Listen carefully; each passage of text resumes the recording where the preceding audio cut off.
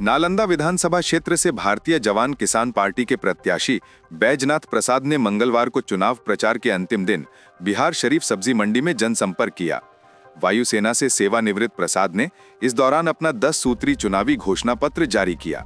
इसमें सबसे प्रमुख वादा यह है कि किसानों की फसलों का मूल्य निर्धारण बिचौलियों के बजाय खुद किसानों द्वारा गठित कमेटी करेगी।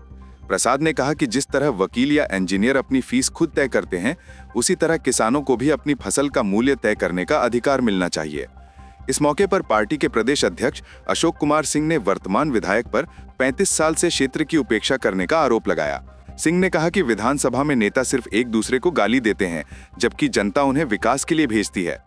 राष्ट्रीय समन्वयक एस मोहन राव ने कहा कि ये पार्टी पूर्व सैनिकों और किसानों की है।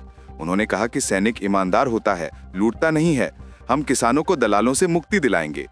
प्रसाद 176 नालंदा क्षेत्र से विधानसभा का उम्मीदवार हूं। भारतीय जवान किसान पार्टी का मैं जिला अध्यक्ष भी हूं और मैं उम्मीदवार भी हूं। मेरा चुनाव चिन्ह क्रमांक 9 पर उपहार है।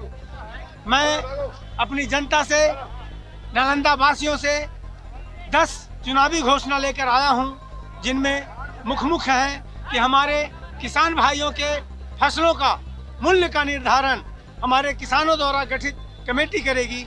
जिस तरह से हर एक फैक्ट्रीज के सामान का या किसी सेवा हो, चाहे वो वकील का हो, चाहे इंजीनियर, किसी भी संगठन का हो सेवा, वो खुद अपना फीस तय करते हैं। लेकिन हमारे किसान के फसलों का मूल्य का निर्धारण कोई और करता है, तो इसके निर्धारण के लिए हमारे किसानों द्वारा गठित कमेटी करेगी। इसके अलावा हमारे गरीब मजदूर किसान के बच्चों को भी पढ़ने के लिए वही सुविधाएं मिले जो सरकारी कर्मचारी के बच्चों को मिलता है। जो सरकारी कर्मचारी के बच्चों को सालाना अनुदान मिलता है, उसी तर्ज पर हमारे मजदूर किसान के बच्चों को भी सालाना अनुदान मिले। इसके अलावा मोदी जी ने कहा है बेटी बचाओ बेटी पढ़ाओ, लेकिन बेटियों को पढ़ाने लिखाने के लिए, आगे बढ़ाने के लिए मैं सरकार से मांग करूंगा कि हर एक बेटी को 2000 महीने मिले। इसके अलावा वृद्धा पेंशन, विकलांग पेंशन, विधवा विकलांग पेंशन को 2500 रुपये प्रतिमाह किया जाए।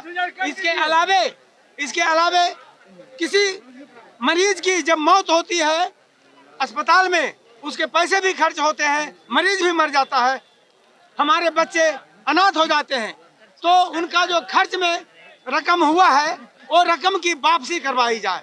इसके अलावा हमारे महिलाओं को, गरीब मजदूर किसान की महिलाओं को तीर्थ करने के लिए सरकार की तरफ से प्रबंध किया जाए, उनको सुविधा दिया जाए। जैसे बाकी धर्म के लोगों को हज वगैरह करने के लिए सब्सिडी दी जाती है, हमारी महिलाओं को भी तीर्थ स्थान जाने के लिए, घूमने के लिए सरकार कुछ अनुदान दे। और भी हमारे कई हैं ऐसे मुद्दे हैं जो हमारे 10 चुनावी घोषणा में शामिल मैंने किया हूँ। आज आप लोग किस प्रकार यहाँ प्रचार प्रसार कर रहे हैं? मैं चूँकि 6 तारीख को चुनाव है, आज अंतिम दिन है, तो मैं सब्जी मंडी में जो अधिकतर हमारे क्षेत्र से लोग आते हैं, उनके सामने अपनी बातों को रखने के लिए मैं यहाँ उपस्थित हुआ हूँ। Okay sir.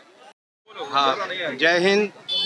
नालंदा के निवासियों, मतदाता, हम बिहार प्रदेश के अध्यक्ष पेटी अफसर अशोक कुमार सिंह आप सभी से हाथ जोड़ करके विनम्र आग्रह करता हूं कि ये वायुसेना से सेवानिवृत्त बैजनाथ प्रसाद जी हैं। ये यहाँ के विधानसभा 176 से खड़े हैं और इनको आप लोग भारी मतों से विजयी बनावे, ये मेरा अपील है। और कोंड्रू, मैं भारतीय जवान किसान पार्टी का एपी स्टेट का अध्यक्ष का पद पे हूँ। मैं आज बिहार में इसलिए आया है, बिहार में नालंदा वासियों से मैं अपील करता हूँ, ये भारतीय जवान किसान पार्टी जवानों का और किसानों का पार्टी है, और जितना भी नालंदा में जवान है और किसान है इस पार्टी के साथ जुड़े और इस पार्टी से जो हमारा प्रत्याशी खड़ा है उनको साथ दें, उनको वोट दे के अपना प्रॉब्लम्स को सॉल्व करने का एक जरिया है। अगर किसान अगर नेता बन गया, किसान अगर संसद में पहुंच गया, अपना दर्द बोल सकता है जनता को और कुछ शासन भी कर सकता है। इसलिए भारतीय जवान किसान पार्टी को आप लोग साथ दीजिए, इसको अपना बना लीजिए। जो बैजनाथ प्रसाद को अच्छा वोट से जिता के अगर इसको संसद में भेजने से आप लोग का भी भला होगा बोल करके मैं आपको सबको बोल रहा हूँ। जय हिंद। हमारे क्या नाम मजदूर आपका? भाई। मेरा नाम yes Mohan Rao, national coordinator भारतीय जवान किसान पार्टी।